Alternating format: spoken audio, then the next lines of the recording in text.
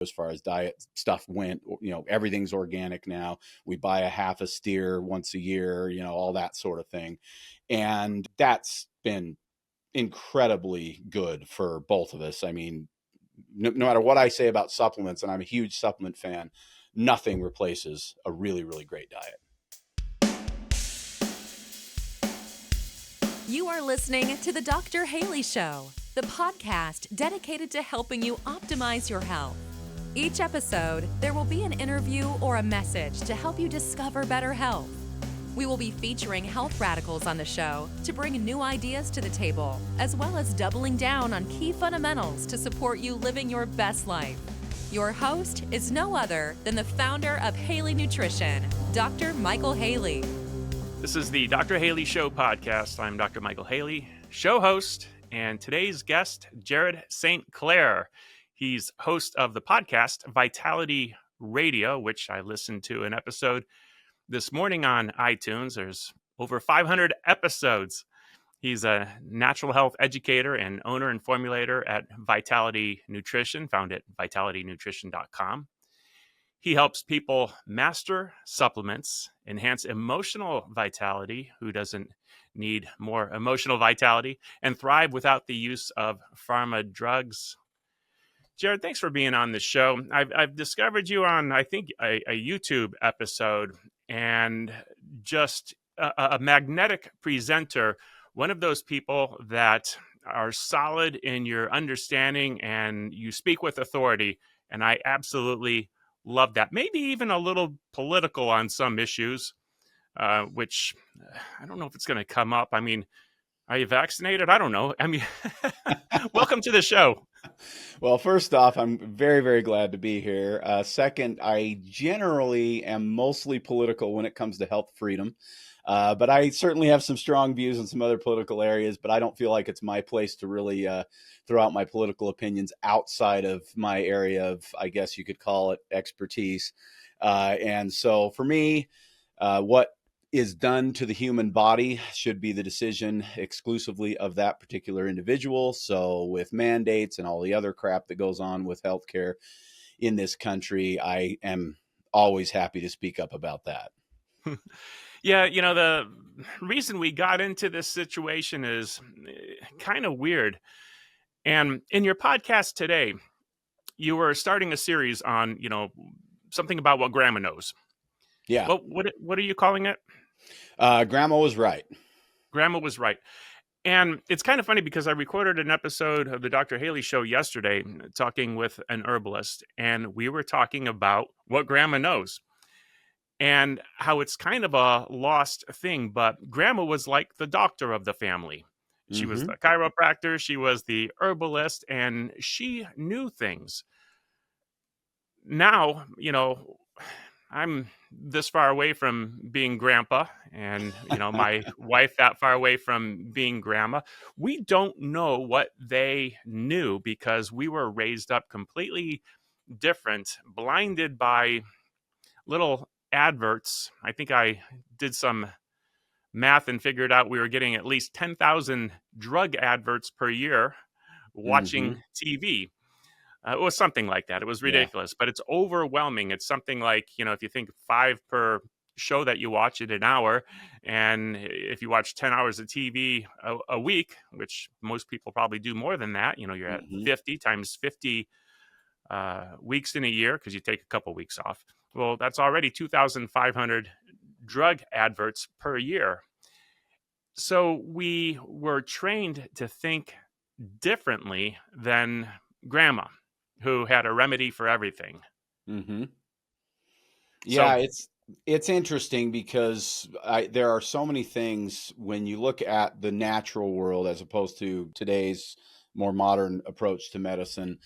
You look at, for me anyway, I look at a lot of things that are often kind of belittled or tossed aside, and things like anecdotal evidence. We talk about evidence-based medicine, and that term is hilariously poorly placed, in my opinion, because evidence-based medicine is essentially what modern medicine refers to as pharmacy. and of course surgeries and things like that. And many of those things do have their place. But what does evidence-based mean? It means that there are studies that have been done that prove some level of efficacy. But what's so interesting about it is that we also get from those same studies, and in many cases, the studies that are buried and hidden from view, the level of side effects and challenges that come from that type of medicine. Anecdotal evidence is less scientifically concrete, perhaps, but when we look at the most ancient medicinal systems in the world, India, China, places like that, we find this incredible heritage of beautiful, effective, safe, natural medicine. And it is often, has been anyway, kind of tossed aside in favor of pharmacy, which we have a very, very relatively short history of use. And the history that we do have, to me, indicates that there's a lot of harm in that form of medicine, and by far more harm there than there ever has been in the 5,000 years of use of traditional Chinese medicine, for instance. Yeah, I guess because drugs are mostly laboratory synthesized versus your typical remedy that grandma was making up. You were talking on the podcast about apple cider vinegar, which I'd never heard it called ACV. First time I heard it, I said, "What's that?" Oh, apple cider vinegar. But something very, very naturally made. And, you compare all of the things that could potentially do and how low risk it is in dosing it compared to medications. Still have to be careful. It's pretty acidic, Yeah, but yeah. You got to do it with a little bit of wisdom. But frankly, the first time you take a shot of straight vinegar, you pretty much learn that lesson, and say, "Wow, that really burns," right? And dilute it with some water and rinse your mouth out a little bit in case you're concerned about, the acid with your enamel in your teeth and that kind of thing. But this is something that goes back to, thousands and thousands of years. Hippocrates, the father of medicine, even mentions vinegar and recommended vinegars. And it has this wide range of benefit. And the other thing that's interesting about it, a couple of things, it can't be patented, right? So it's a very inexpensive I'll say product to use, because it can be used as a supplement or it can be used as a food. And on that episode of the show that you talked about, I talk about the difference between apple cider vinegar capsules versus apple cider vinegar gummies versus apple cider vinegar itself, the liquid. And regardless of which route you're taking, it's a very cheap medicine and has a broad range of benefits, and is now getting, I think, maybe more of a fair shake than it has in half a century. So it's exciting that people are starting to wake up to it again and starting to use it where it sort of fell out of favor to some degree. yeah. And one thing you said is it can't be patented, which there's also a problem in that, meaning who's going to pay for the research to prove its efficacy in certain situations. So it'll never be real, true scientific proven. And we'll always be talking about maybe used to help this and, wording things in a way. We'll never be able to say cures. Yeah, but the interesting thing about vinegar, in that show, I talk about, I think it's 5 pretty well proven benefits that actually have science behind them. Not, dozens and dozens of studies, but enough studies that we have that plus the years of anecdotal evidence that we can point Right. to and say, we pretty much know this stuff works for this, digestion being one of those things. And then I also list off about 5 things that there really aren't any studies on, but that we do have historical use and lots of people saying, yeah, this stuff really helps me with this, but that's all we have. And then you mentioned what we can't say about it. If we could prove that apple cider vinegar cured cancer, if we could prove that a tablespoon of apple cider vinegar 3 times a day cured COVID, and I'm not saying it does, I don't think it cures either one of those things, but if we could prove that clinically, we could never say that because it is not a patented drug.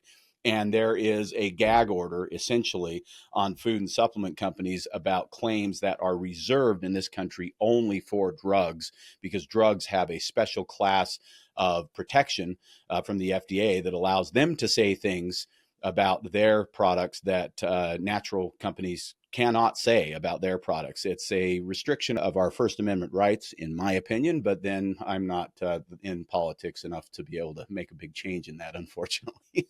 And even if I were, I'm not sure if I could get there. I think it's funny. I have an aloe vera company, and I had taken over the product line from this guy, Rodney Stockton. Now, he was my patient in the 90s, and he was in his later 80s already when I had met him.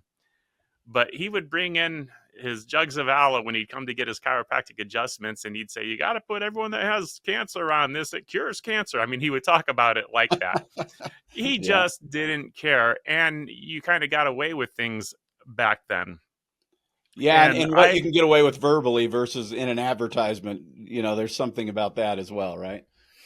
Yeah, well, I had to undo a lot of his content and still make it usable in a sense. So I would do a reaction video where he'd have people, swearing on video that they're alive today because of Rodney Stockton and his aloe vera.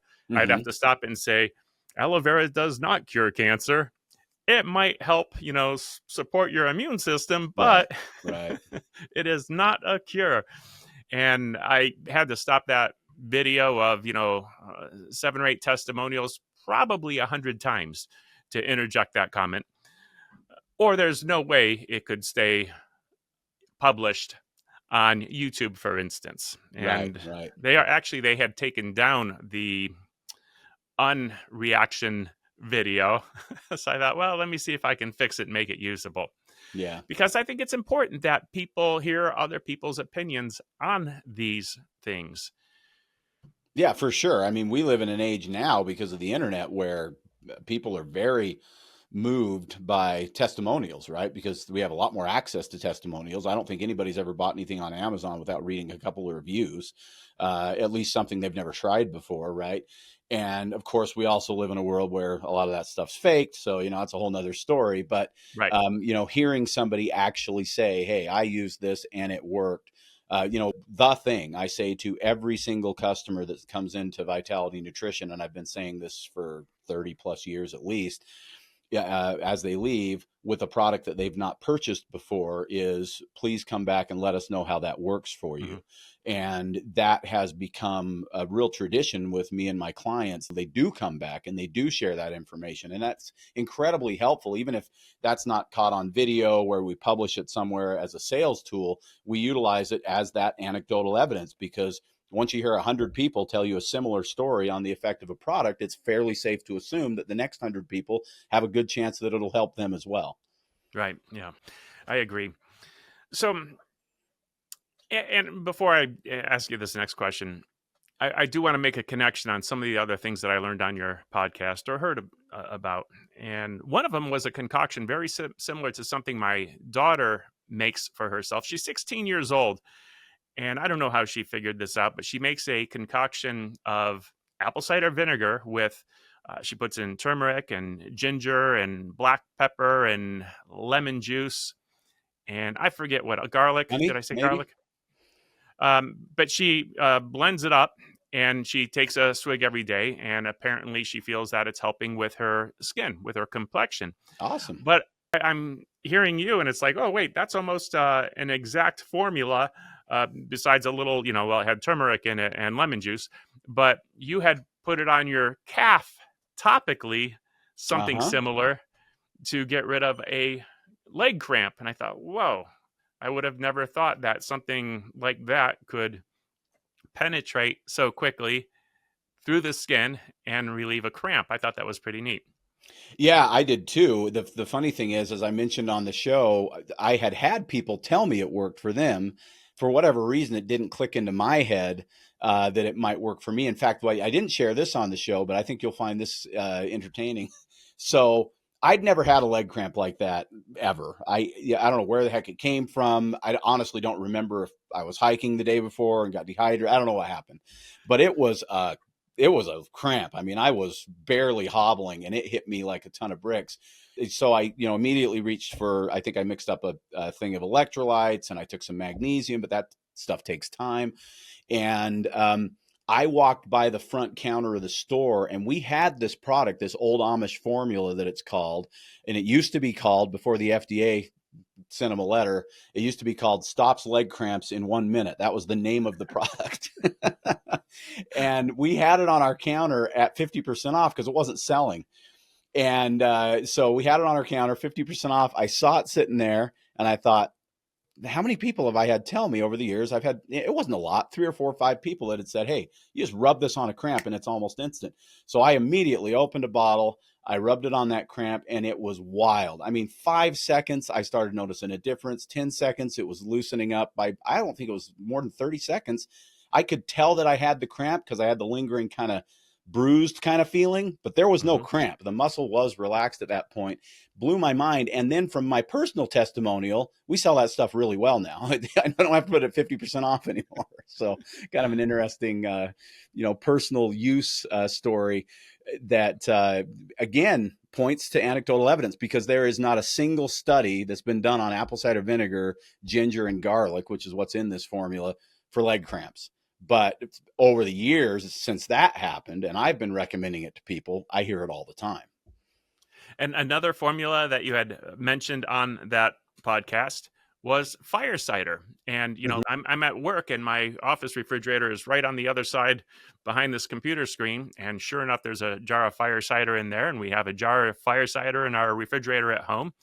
And, when we feel it's time to have a swig, just because we do. In your case, you had mentioned that your wife uses it and travels with it rather, just in case. Yeah, because she had her gallbladder removed years ago. I say it was taken from her. That's usually how I feel about gallbladder removal. I think it's a crime to some degree.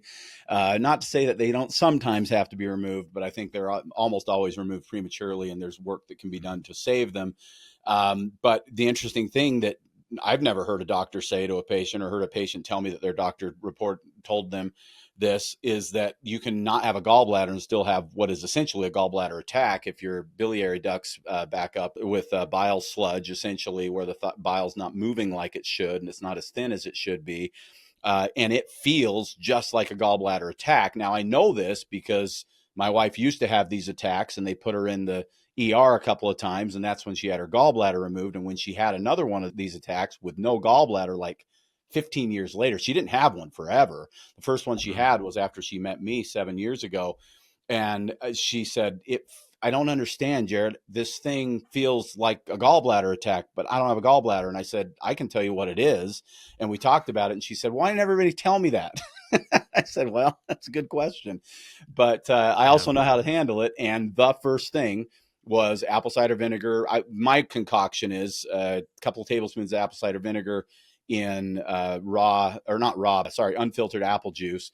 Raw would even be better if you can get it, or juice your own or whatever. But we bought unfiltered apple juice at the store, and she used that. And much like what I said about my leg cramp, not as instantaneous, but it's pretty quick. It's shockingly fast how quickly the bile starts to thin and things start to ease up. And generally, you're feeling better within minutes, or certainly within a half an hour in most cases. At that time, we hadn't really, I knew what fire cider was, but I'd never carried it. And when we started carrying fire cider, she liked that because it's already made, it's portable in a little bottle, and she just takes it with her everywhere she goes. And it actually tastes pretty pleasant. Strong, but pretty pleasant. When you think what's in it and there's onions in here or garlic, or and you think about this, but well, your daughter's concoction is basically fire cider. It's a version of it anyway, I would say.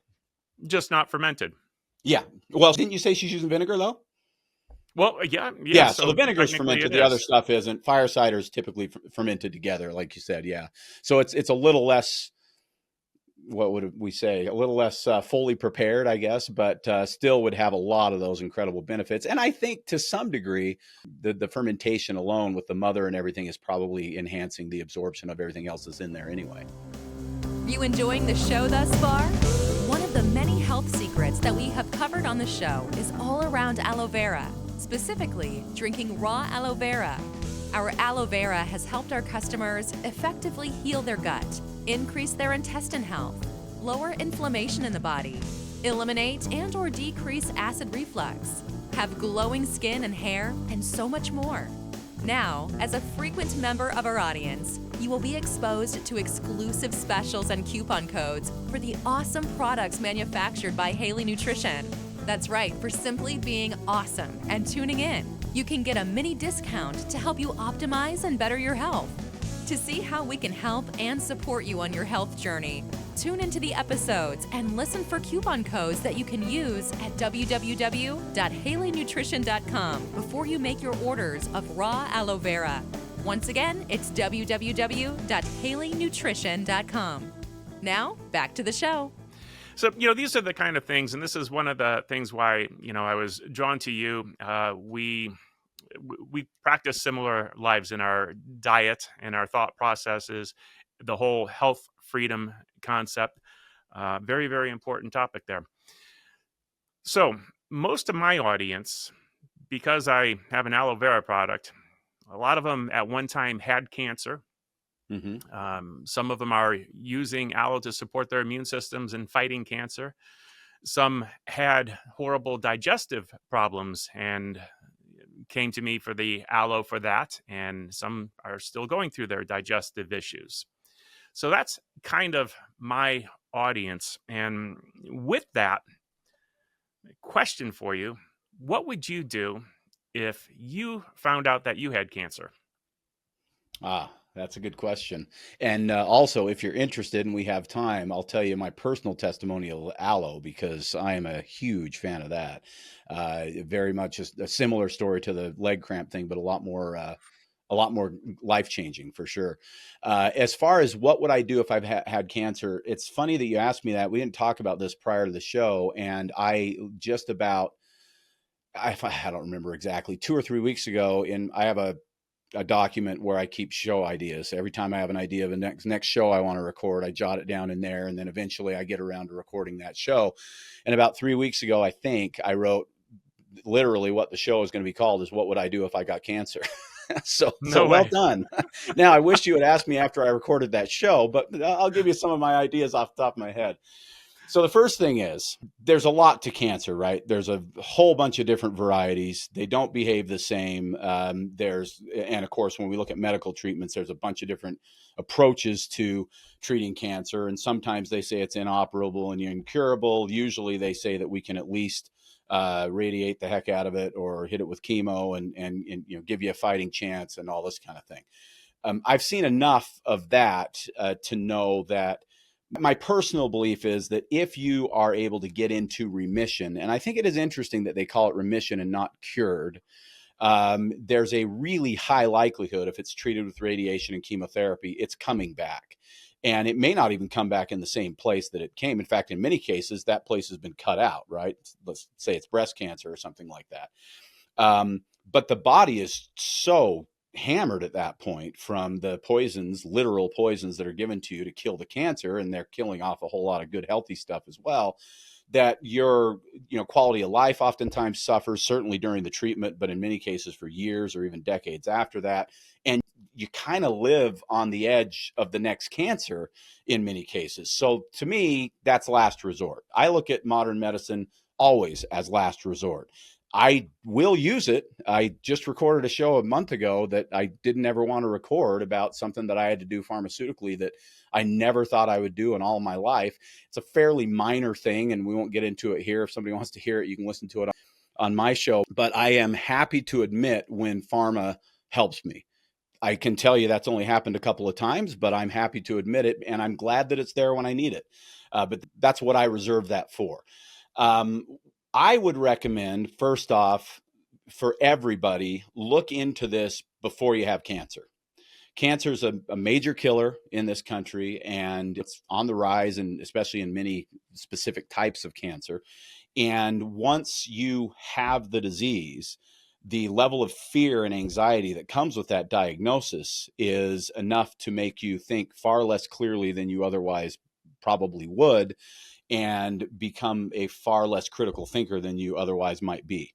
And I think we can just point back to 2020 and 2021 for everybody to be able to see that. we look back at how things were when we were told we were all going to die, and how people behaved in that circumstance, and how people were willing to give up their rights and their freedoms and everything else. And not just that, but potentially rat out their friends and not spend time with family, and even in some cases shut family out because of this fear, right? And so whenever we are in the thick of it is the worst time to decide how to handle it. So that would be my first bit of advice, is get educated on it. I have done that. And because of that, I think one of the first things I would do is I'd go to Mexico. There are some incredible cancer clinics in Mexico that are legal there that aren't legal here. I would at the very least consult with one of those clinics and get kind of a game plan and see what that looks like. There are a lot of supplements that I would immediately be going on, several of which I'm already on, but I would probably increase the doses. Some of the things that I think have the most evidence of support, aloe vera is one of those things. Turmeric in a good high concentration with a high bioavailability. There's some incredible studies showing that it can shrink tumors and do a variety of other things when it comes to cancer. I'm a very, very big believer in OPCs from grapeseed extract for that. There's a bunch of other things, and if this was a cancer show, I'd have a whole document prepared that I could give you, sort of a supplement regimen that I would recommend. But the biggest thing I would do is I would make a wholesale change in my diet. No matter whether I did the Mexico thing or not, I would be on a very, very strict, zero sugar, zero grain. There's a variety of ways that people do it. I'm not sure, honestly, at this point, which approach I might take. I think it might depend on what the cancer is. But some people go raw vegan, some people go full paleo, some people go keto or carnivore. I actually think all of those are potentially on the table depending on what's going on, but there would be no refined food. There would be only whole food, and I would be looking for things that are specifically reducing in a significant way inflammation, because cancer is an inflammatory disease. And that means your food is the ultimate inflammatory agent, really, but can also be the ultimate anti-inflammatory agent. So I'd be on a fully anti-inflammatory diet. Yeah, I like to help people understand that there's different diets and they kind of have different purposes. And I love hearing that from you and your way. As people are listening, they've heard my way of presenting this enough times. But when you hear a different perspective, or even the same perspective presented a different way, it helps them understand. But there's different diets, and I would probably eat differently to strengthen my body against cancer than I would if I was training for a powerlifting event. For sure. Yeah. It would be a different diet. It's a different purpose. So we probably would be emphasizing the tastier foods, the herbs and the spices and the things that are real nutrient dense and anti-inflammatory. Yeah, for sure. Yeah. Now, you also did have a personal challenge with acid reflux at one time. Why do you think you got that? And what did you do about it? Well, so in this case, the show could be called Mom and Dad Were Right. I was raised in a health food store. My parents opened up Vitality Nutrition when I was 5 years old. I'm 53 this year. And I've owned it for the last 31 years, but I started managing it and working with customers and everything when I was 15 years old. So this is my life's blood when it comes to my career. And it's the thing that I have found the most passion in, that, life can present to you. There's the second only to my kids and my grandkids, my wife. It is my love. I absolutely adore it. But when I was a kid and I was growing up in a house where we didn't have Fruit Loops and we didn't have zingers and ding dongs and all those types of things, I was the one trading my healthy lunch for other kids' unhealthy lunch. And they thought my lunch was weird and interesting, so they wanted to trade. And I'm like, man, I haven't had a ding dong in 3 years. So it was that sort of thing. And then as I started making my income from my parents' store, as I was managing the store at 15 years old, I was making $1.50 an hour. I think that was a third of what minimum wage was, but there are no child labor laws when it comes to your own children. So I wasn't making much money, but when I got my little paycheck, as I recall, I would actually cash it out in the register because it was really small. So I could easily do that. Dad would hand me a check. I'd cash it out in the register. The first store we had, this is when I was really little, 9 or 10 years old, and I was making 50 cents an hour or something like that. Right across the hall in the little shopping mall that we were in, there was a toy store. And then at the other end of the place, there was a candy store. And I'd save up 2 or 3 paychecks or whatever and get the toy I really wanted. And then the change I'd take down to the candy store and I'd get the candy I really wanted. So that was how I spent my paycheck. Then when I was a teenager, I'd run right across the street at lunchtime, and I would get a double deluxe cheeseburger with extra everything and a chocolate chip shake and a large order of onion rings. If I ate that now, I'd go into a food coma for 3 days. But back then it tasted great and I felt fine afterwards, right? So I was not doing as I was taught, is my point. I was living the life at home, but with my own money and my own time, I was abusing my body. At 23 years old, a year after I bought the store was kind of humming along. It was doing fine. I wasn't getting rich. I wanted to make more money. And so I took an opportunity that turned out to be a scam to buy another business. And I was working another business and I was out on the road all the time selling advertising. And I ate out probably twice a day on average during that couple of year period. And I was losing money hand over fist from month 1 all the way through 2.5 years in, when I had lost about $200,000 at that point. And I didn't have $200,000 to lose. So it was all debt. And my stress level was this high and my diet was terrible. And my sleep wasn't great because my stress was so high. So my body was on red alert and I couldn't digest my food. And so I created this incredible acid reflux situation. My gastroenterologist at the time, who thankfully I haven't had to see in 20 something years, said that he did 800 scopes a year and that mine was one of the worst he had ever seen at 26 years old. So I was in bad shape. And I didn't know, 2% of what I know now about health. And I think I was actually relatively well educated at the time, just based on the history and my family and everything. But I didn't know how to handle this. Nexium had just come on the market. I remember, I think that the catchphrase was today's purple pill or something like that. And it had just come out on the market. My gastroenterologist said, this is what you need to do. And the one thing I had learned from mom and dad is that pharma this, stay away, don't take the prescription, do anything you can to not do it. I actually regret that at this point. I recognize now that if I had done something like that for just a few weeks to calm things down, I probably could have healed things a little quicker. And I say that with great hesitation. I think PPIs are terrible in almost every way. But for short-term use, which is the only way they've ever been approved anyway, they can actually have some short-term benefit. And I think I probably would have benefited from that. But anyway, long story too long. I talked to a rep of ours that came in and sold supplements to us that we then sold to our customers. And I said, this is my problem. He was the smartest rep I knew and was an herbalist himself and just had this great history of knowledge. And he gave me a regimen. And the very first thing in the regimen was aloe vera juice, whole leaf aloe vera juice. And he told me how to use that.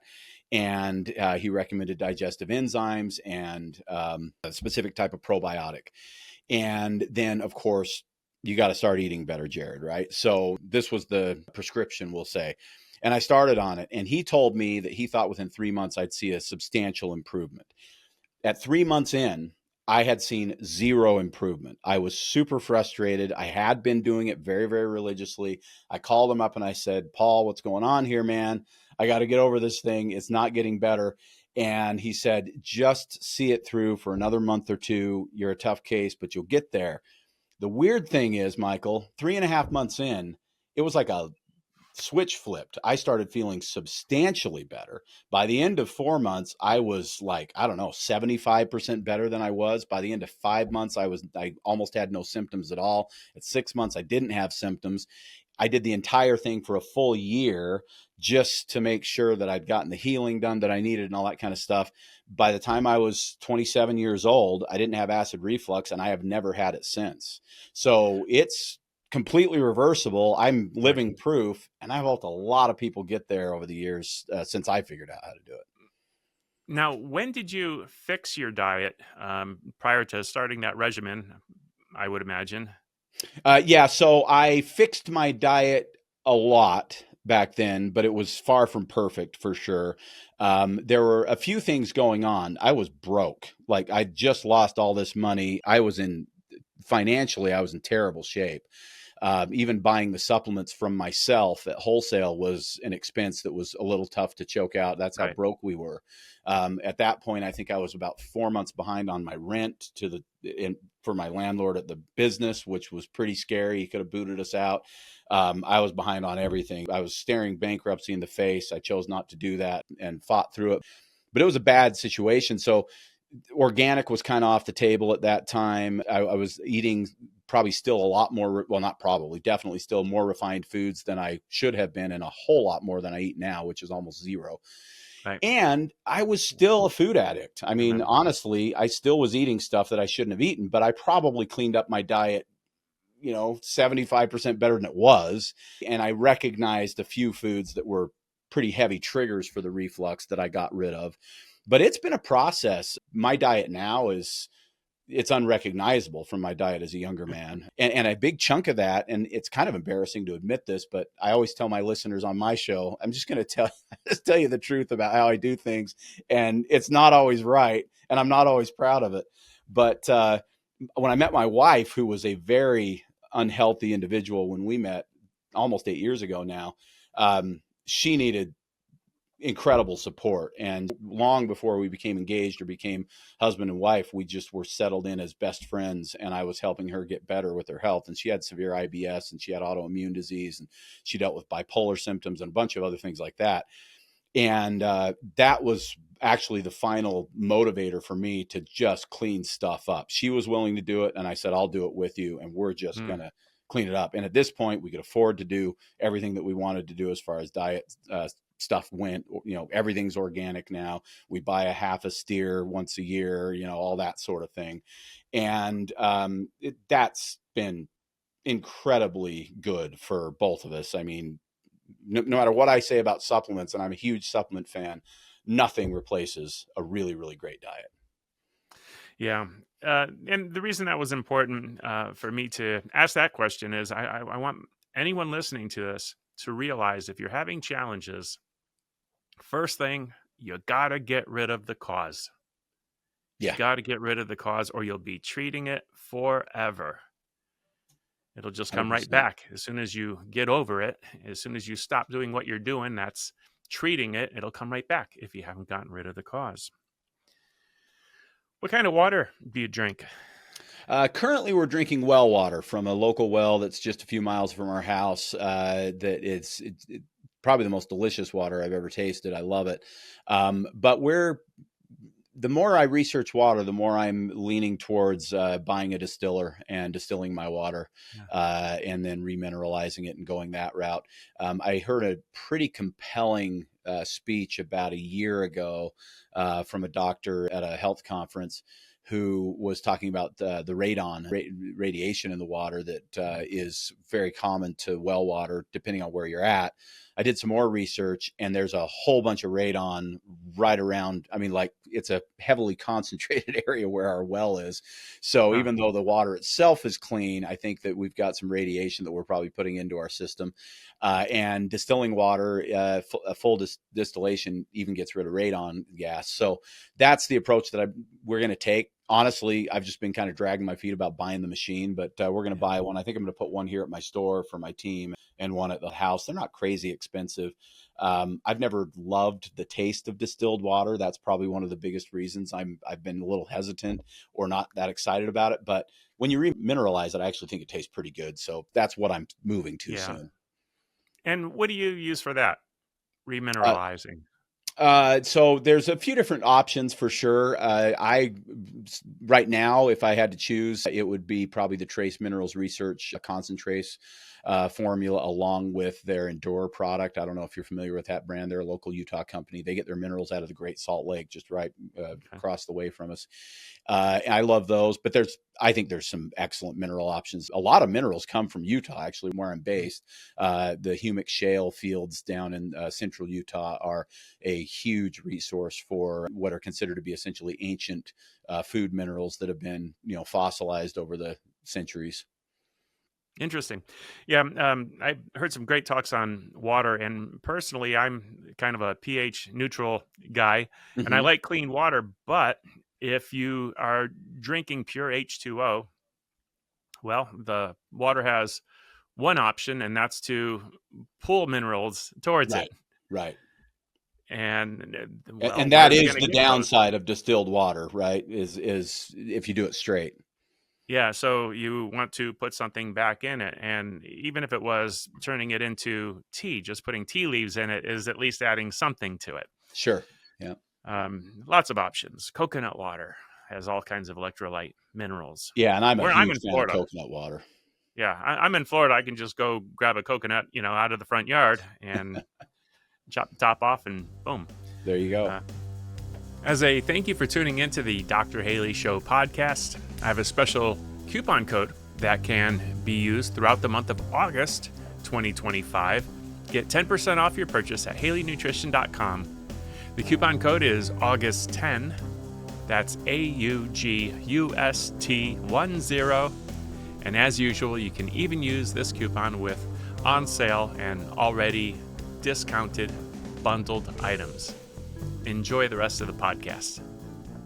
So, what are your daily supplements, or what do you take routinely? And taking it a step further, when you travel, what do you have to take with you?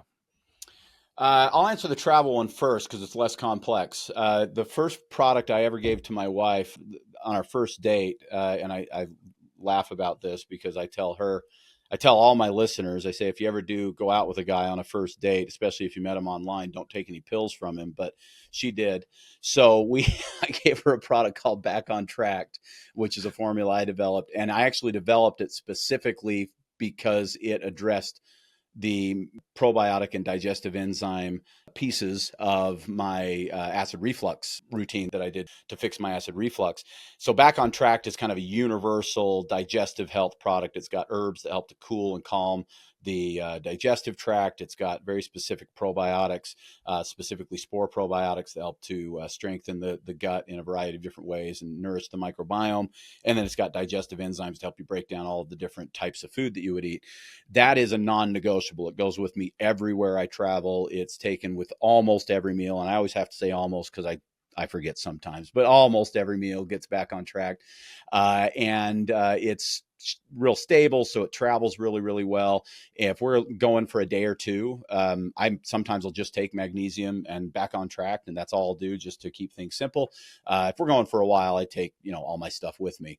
As far as what I take that I consider to be the absolutes, years ago, so my podcast is 5.5 years old, but I was on local radio for 12 years prior to that on the Utah Jazz Radio Network. And that's a funny place to be as a health guy because literally every show for every single hour for 7 days a week was about sports, except for my 1 hour of the radio station. And so people would be listening to the Utah Jazz game the night before, or a local hockey game, or sports radio, whatever.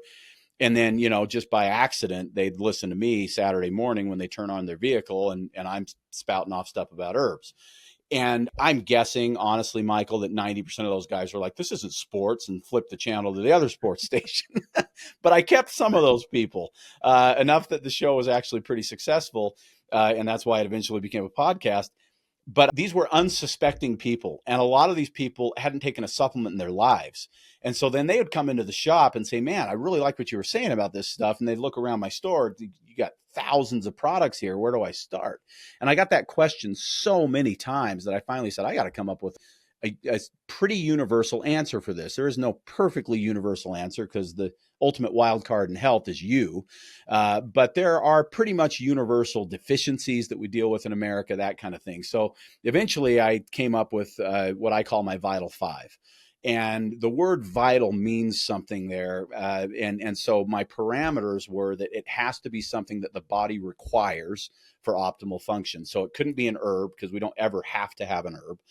It needed to be amino acid, vitamin, mineral, some sort of protein or a fatty acid, that sort of thing. Had to be a required element. And then the second thing was it had to be something that just about every American is probably deficient in. So magnesium is number one on the list. It's the one I always talk about first, because if someone listening to this show were to shoot me an email and they didn't tell me their gender, their age, their health status, or anything about what's going on with them, and they just said, Jared, I'm going to take one supplement, what should it be? It would be magnesium. Now, you might say aloe vera, and I might not disagree with that for a lot of reasons, except that the body doesn't require aloe vera, which is why it's not on my Vital 5. But magnesium, it does require, and our soil is substantially depleted. The average person 100 years ago in America was getting about 600 milligrams of magnesium. Now we get less than 250 milligrams of magnesium per day in our diet. And the type and level of stress that we deal with now, I argue, is more intense and more constant than the type and level of stress that they dealt with back then. And there's something known as the magnesium burn rate, which is how fast we go through magnesium, and stress is the primary reason why we burn through more magnesium. So I think the need is higher than it's ever been, and the supply is lower than it's ever been, and therefore I always recommend that. And the form I recommend for the majority of people is magnesium bisglycinate. It's just simply the most bioavailable form. So that's number one. Number two, and I say number one because it's the first one I mentioned, but I don't have them in a particular order other than magnesium is my number one. After that, I consider them all pretty equal depending on the individual. I always recommend a great multivitamin. I always preface multivitamin with great, because most multivitamins on the market are far from great. In fact, in many cases, they're actually, I think, more harmful than they are good. There's even studies that have been done on products like Centrum and One A Day that show that they actually might cause more problems than they actually improve human nutrition. One of my favorite podcast episodes I ever did is called Centrum Sucks. And that's the name of the podcast because it's true. And, brought to us by our friends at Pfizer. And we all know how great of people they are. So a great multivitamin typically has to be found in a health food store. And yes, I have my bias. I own a health food store, but it really is true. You just don't find good quality multivitamins in big box stores or pharmacies or things like that. My vitamin's called the Ultimate Vitality Multi, and it covers a lot of just the basic gaps that we're going to find in our diet. And then we have omega-3s. The vast majority of Americans are eating way too much omega-6, not enough omega-3. And omega-3 is harder and harder to come by in a good quality because the oceans are so polluted. So wild-caught Alaskan salmon is kind of the one last really great resource for omega-3 in my book, but it's very expensive. Not everybody loves seafood anyway. And so supplementing it makes sense for the majority of people. And I recommend about 2,000 milligrams of omega-3 per day, not 2,000 milligrams of fish oil. That's a different thing because fish oil is not 100% omega-3. So you always have to check the back of your label and see how much omega-3 you're getting. And then the next two are the ones that are found in Back on Track, digestive enzymes and probiotics. Now, both of those are less of a sure thing that you're deficient in those things, but they're pretty easy questions to answer to determine if you are. And remember, this is my Vital 5 for adults, not for children, because children, as a general rule, are never going to need digestive enzymes, or at least rarely are going to need those. Digestive enzymes, we're born with a finite level that we ever can produce. That's something a lot of people don't recognize about enzymes. And if you're anything like I was as a child, and you're eating junk as much as you can possibly get a hold of it, refined food that has no enzymatic benefit and very little nutritional value, your body is burning through enzymes at an alarming rate. And essentially, it's like a kid getting access to his trust fund at 25 years old or whatever, and living like a millionaire until the trust fund's gone. The difference is the body will not allow us for the trust fund of enzymes to be gone. It just throttles back supply the older that we get, knowing that we will simply die if we don't produce digestive or enzymes, period. We'll die. So it throttles back production, and we end up having a lot less. Estimates are that by 30 to 35 years old, most Americans are deficient in enzymes, at least to some degree. So you ask yourself first, am I over 30 years old? If you're over 30 years old, there's a pretty good likelihood you need them. And then you ask yourself, how do I feel after meals? Am I sleepy after I eat lunch? Do I get gassiness, bloating, indigestion, heartburn? Do I feel heavy after I eat? Any of those types of things. And if you answer yes to any of those things, there's a really good chance you're deficient in enzymes. But the easiest test is get a bottle of good quality digestive enzymes, take them for a week. And if you don't feel better, you probably aren't very deficient and you can continue to carry on the way you were. But I'll tell you that it's not that common that I hear people over 30 take that challenge and not say, oh my gosh, I feel a lot better when I have my enzymes with every meal. And then probiotics, Michael, I'm guessing you've talked about this a lot on, the microbiome and things like that with on your show, but And I it's prefer the spore based as well. awesome. Yeah, we're on the same page there. That's an interesting thing because, man, I got smacked down a lot for recommending spores 12, 13, 14 years ago when I first learned about them. People were like, what are you talking about? These aren't even human, blah, blah, blah. The more the research comes out, the more those of us who believe in spores are being proven right. Not that human strain probiotics aren't good. That's another story for another day. They're great in their place. I actually have an episode of my show called The Great Debate about spores versus human strain. And I talk about where the two are applicable and why they might sometimes be better than the other and why they might sometimes be used together. But yeah, the spore probiotics are there for a variety of reasons. Most of us, not me, because my parents were wise and understanding and knew how to do things differently. Most of us were on antibiotics as a kid, at least some. Many of us were on antibiotics in the first 4 years of life, which is when the human microbiome is actually fully developed. Many of us were C-section kids, which I was one of those. And many of us weren't breastfed or weren't breastfed for long. My mom was a little bit of a hippie. I was breastfed for 2.5 years. And one of the reasons she told me she did that is because she knew I was a C-section baby and I needed extra support and she wanted to provide that for me. But I was never on an antibiotic until I was 45 years old for anything. And that was for a surgical procedure. I didn't have really a choice in that I could figure. And they wouldn't let me get out of the antibiotic. So that was the first antibiotic I ever took in my life. But most people have had lots of antibiotics over the years, sometimes dozens. And if you have, and you research what antibiotics do to the microbiome, you've got work to do. And that's where probiotics would come in. And then the other thing is, if you're living clean and you've figured a lot of this stuff out and you haven't had an antibiotic in 30 years or whatever it is, you probably still have had an antibiotic because 70% of them that are produced in America are fed to animals that are then fed to us. Glyphosate is a human antibiotic. And even if you're eating mostly organic, you're getting some glyphosate. If you're eating semi-organic or not organic, you're getting a lot of glyphosate. So we have to take care of the microbiome, and that's why probiotics are in that Vital 5. Yeah, I feel the same way about pretty much everything you said, whether it's glyphosate, an herbicide, fungicides, pesticides, all of these things are sides and they're designed to kill. Yep. And I'll take it so far to say even preservatives that are put into the food, because when you eat, you're feeding your own microbiome.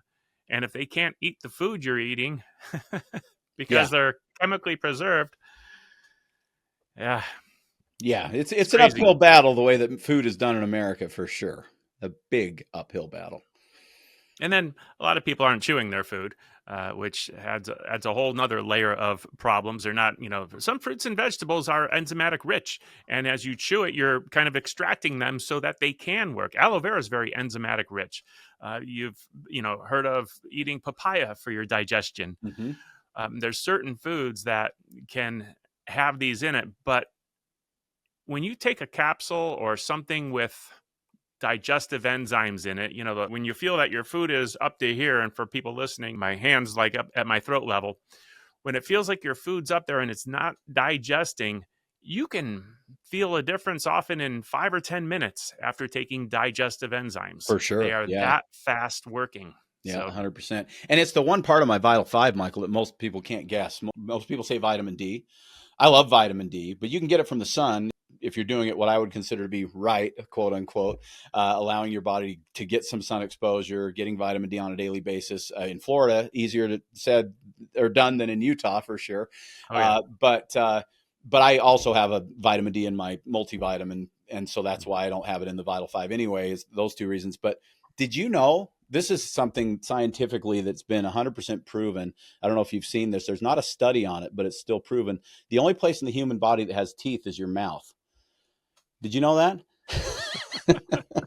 And the reason I say that is, this is also something, I don't know if this has been proven by science or not, but every mother that's ever graced the earth, I think at one point has told their children to slow down and chew their food. I think it's inherently given them by God that they're supposed to say that and teach their children that. Now, most kids don't listen, But that is a huge part of the digestive process. It is the one place we have teeth. It is the one place we can truly macerate the food and break it down to physically to its smaller components, which makes such a huge difference in what has to happen in the stomach, what has to happen in the duodenum, and so on. And another thing that I learned, and this one's not in jest, is actually very much true, is we talk about meditation, and most people say they don't know how to meditate or they have a hard time meditating. I am 100% one of those people. My mind is constantly moving. Trying to slow that thing down is like stopping a speeding train. But how do we meditate? We count our breath, generally speaking, right? And we count our breath. We focus on a thing that we can focus on intently to try and clear the brain of all the things that are racing around in there. Imagine if we were to all count every bite of our food, every chew, and put ourselves into a semi-meditative state while we're eating, which then puts us into a rest and digest mode where all of the digestive juices are flowing instead of a fight or flight mode, because we're scrolling our phone and having a conversation and worrying about getting back to work and rushing through the drive-through and putting ourselves in fight or flight where our digestive juices are barely flowing at all. That's a huge cause of all of the IBS and acid reflux in this country, is people just not slowing down when they eat. Wow. Yeah. I like the way you put that. I want to answer something that you didn't ask, but you made a suggestion that my number one in my top 5 may have been aloe vera. Yeah. Curious. I'm going to shock some of the listeners here. That wouldn't have been my number one. But my number one may be a little different than yours. My number one probably would have been a powdered fruit and vegetable supplement, which may or may not have probiotics and digestive enzymes in it. Mm-hmm. What's your take on that? My take is, if you can get a good quality one, there's a lot of that stuff on the market now because it's kind of hot. But if you're getting one that's, good, slow, cold processed, freeze dried, that sort of thing, loads of nutrition in that. If it's organic, that's critical, I think, because most of the fruits and vegetables, unfortunately, are sprayed with the sides, and we don't want death with our life. And so if we can avoid that, we're going to do better. But I'm all about that. That really, because I get this question a lot. I say a great multivitamin. I think that can constitute in and of itself a great multivitamin. So it actually fits into my Vital 5 too. It's kind of, which way do you want to do it? My multi has a whole food concentrate in it along with vitamins and minerals, but a really good greens and berries type supplement, that kind of thing, or fruits and vegetables, makes all kinds of sense. Yeah, good. Glad to hear. And I noticed that you have some options on your website. We do. Yeah, we've got some that we really like. So anything that I should have asked you that I'm, completely missing out on, besides the fact I want you to tell people where they should go to get more and to subscribe to your content? Yeah, well, you asked me right at the top, something about vaccination, and so I'll answer that. I wasn't avoiding the question. So the interesting thing about this answer is, well, the answer is no. I've never been vaccinated. My parents didn't vaccinate me. So I'm a 53-year-old, somewhat of a unicorn. There aren't a lot of us out there that never were vaccinated. In fact, my oldest sibling is 8 years older than me, and he also hasn't been. It's interesting because if you go back another 10 or 15 years, you're going to find tons of people who haven't been vaccinated because vaccines were barely a thing then, right? But from about the time my parents started having kids forward, it was standard practice and most people were doing it.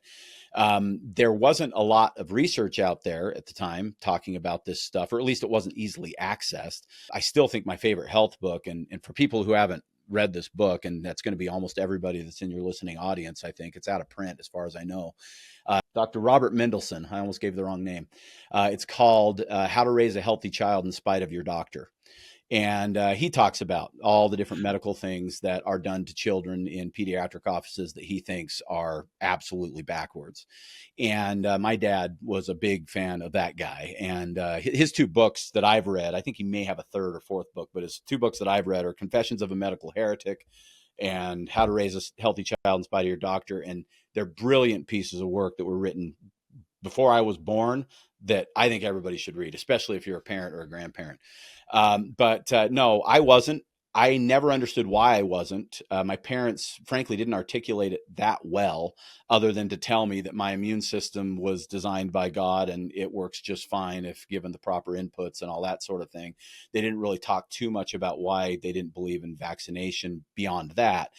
So when I went to have my own children, my oldest is 28 now, I decided I better understand the pros and cons and the whys and why nots of this topic rather than just taking my parents' word for it. Because I think on both sides of it, it could be looked at as almost a religious belief or a dogma. And particularly on the medical side, people are so religious about it that the very thought of not doing it is, heretical, kind of like my doctor buddy that wrote those amazing books. So I dug in. Thankfully, I had a lot more access at that point. And frankly, once I started researching, it was painfully obvious what the answer was going to be. And I'll give you a couple of results that I think might be useful. I never was on an antibiotic until I was 45 years old. I have 4 children, aged 28 to almost 13, and none of them have ever been on an antibiotic. None of them have ever had an ear infection. None of them have ever had asthma or chronic sinus issues, or I think strep throats come around 2 or 3 times ever. This is the evidence on the side of let your body do what your body's designed to do is so overpowering that if you're willing to break dogma and actually just look into the evidence rather than throwing out the term anti-vaxxer like it's some conspiracy theory, then it's hard to not find the truth. But it's easy to ignore it if you're not looking for it. And it's certainly censored and all that kind of stuff. So my stance on that is very, very simple. I think vaccines are a mistake. I don't think they're done correctly. People say, guys like RFK Jr. say I'm for safe vaccines. I don't know if he actually believes that or if that's what he says to try and look like less of an anti-vaxxer or whatever it is. I'm not convinced there will ever be a safe vaccine. And so that's my take on it. Yeah, I did a little research on some of the shots that they wanted to give the kids, my kids. I have 4 kids. They were all born in the living room, and none of them have ever had a vaccine.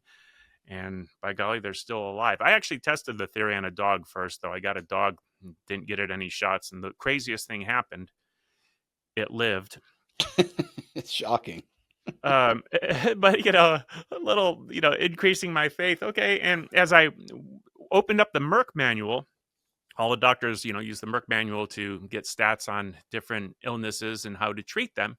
And I would look up, how many people die from certain diseases. And as I'm looking up these things like, polio and things that have a mortality of like 1%, where 1% die, and then such a percentage have lifelong complications. And they're very low numbers. It's kind of like, you mean I only have to be in like the top 95% and I'll be okay? Right. Yeah. Top 99% in most cases, top 99.99% in most cases, actually. I think I'll be okay without my chickenpox vaccine. Well, and then, which measles, they didn't have when I was growing up. Right. Measles are the big, scare, I guess, right now they're talking about. There's these cases breaking out. I'm here in Utah and I've seen 3 or 4 headlines, the 5th measles case has showed up and all this kind of stuff. And it's, there's a lot of fear mongering and all this stuff for sure. But when you look at measles and you look at the advantages of having the measles as a child, surviving the measles, which 99.9% of children always do, and what that does for your risk of cancer and a variety of other things down the road, not getting measles is worse for you than getting measles when you look at your overall health picture. But people don't ever look at it that way. Measles should never be called a disease. It's not a disease. It's a childhood illness that is by design, I believe, meant for us to go through as one of the ways to build our immune system for bigger and badder challenges down the road. Chickenpox falls into the same category for me, although measles is kind of uniquely its own thing and really interesting when you dig into it. But there are real advantages to getting these things as children. I sit here, I talked about anecdotal evidence. Maybe this is a great way to wrap up the show because I think we're over the time that you maybe wanted to go. But I sit here in a environment where people come to me looking for health health improvements, same as you, right? They're coming in and they're saying, this is what's wrong. What can I do naturally to try and help my body, do its thing? And you know what I never used to hear, Michael? I almost never used to hear shingles, like ever. Mm. Until this shot came around called the chickenpox shot. And now I see shingles all the time. And then what was interesting is I would see shingles. I'd have somebody come in for shingles 3 or 4 times a month. And then COVID came along. And then in 2021, these so-called vaccines for COVID came along. And now I hear about shingles almost daily. I don't think it's a coincidence. Now, it is anecdotal evidence for sure. I think there's probably somebody out there maybe tracking some of these trends. Like you said, maybe the Merck manual will show that shingles is way worse now than it used to be, but they probably will never trace it back to root cause. Yeah. Right. I'm convinced that you're inhibiting the body's ability to get the disease as a younger person and just basically reserving it for yourself as an older person. I've never had shingles, but I did have chickenpox.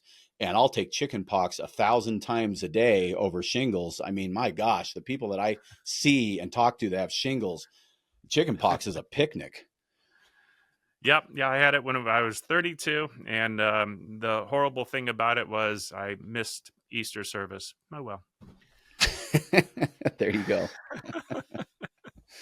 I remember it specifically because that was important to me. It's like, I guess I'm going to have to sit it out this year. Yeah. Well, it's always next year, right? Well, I enjoyed the conversation. Give some selfless plugs for your podcast and your website. For sure. Podcast, Vitality Radio podcast. I do 2 shows a week. I've been doing the show because it was radio for 17 years now. So there aren't very many topics I haven't tackled, but I keep finding ones like, what do I do if I get cancer that I haven't done before? So working on, more shows like that. If you are curious about vaccines or hesitant but not sure where you're at on it, I have many good shows that really go through that. I would highly recommend the shows I do with Dr. Paul Thomas, who's a pediatrician who figured this out based on looking at his 10,000 patients that he had over the years, many of which were vaccinated and many of which were not.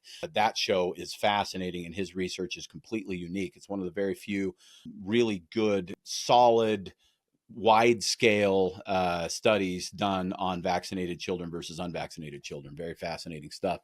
And then my website is vitalitynutrition.com. You can open up a chat there if you ever want to talk to one of us and ask your questions about supplements or things like that.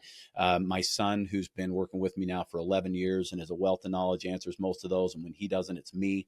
And we're old school. We're still a little family business in Bountiful, Utah. If you have got questions and you want to talk to a human being about them on the phone, you just call us at 801-292-6662. We'd love to take your call. That's awesome. Hey, Jared, and I hope your son is listening to his parents. More than I did, but not as much as I'd like him to. That's great. Well, Jared, thank you for joining me today. The content was great, and I know it's going to be eaten up by my audience, so thank you. Well, thank you. I really appreciate the opportunity. Anytime I can sit behind a mic and talk about what I'm passionate about is a blessing. So thank you. I hope you enjoyed that episode today on The Dr. Haley Show. Make sure to hit subscribe on whichever platform you are listening to this. If this episode made you think of someone, go ahead, take a screenshot, and share this exact episode with them. You can catch the show notes for this episode on www.drhaley.com. If you want to geek out with Dr. Michael Haley on other radical health topics, be sure to check out his YouTube channel, where he posts exclusive video content. All the details are at www.drhaley.com, and we can't wait to hang out with you on the next episode.